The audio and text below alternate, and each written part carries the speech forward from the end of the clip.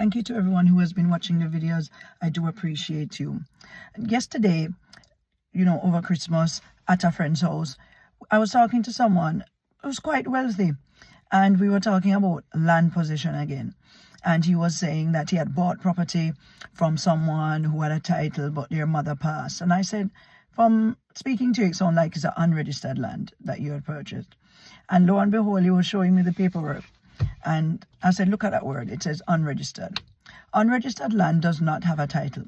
And in Jamaica, you have to prove ownership, that you've been there at least 12 years, and you have to find someone who was at least maybe 48 years old, who can tell of a 30-year history of the property.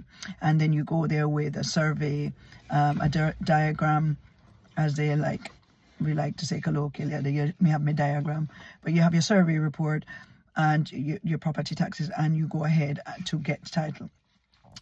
Just a few weeks ago, under the government program in St. Elizabeth, over 700 people were able to get their land title. And land title is what you seek. Unregistered land, although, for example, this person was sold the land very cheap. It was quite cheap that they were sold the land. And they built a house that they said cost nearly $1 million US on it. Problem they have, no, they're having to get title, and they're having to pay out lots more for land transfers in order to pay for lawyers. So that's why I said the best way I see, even if a family member is going to give you some property, I would at least go to the justice of the peace, ensure that they have a property title at least, and then you can go ahead and then start the whole process once they've written that they are gifting you the property. The wording is important, because the gifting versus selling you will stipulate how much you pay in terms of transfer tax. So I would get that done, and then I would go ahead. If it's not subdivided, that's another issue, because the whole subdivision process of subdividing land before you can transfer it of title land, that's a whole different scenario.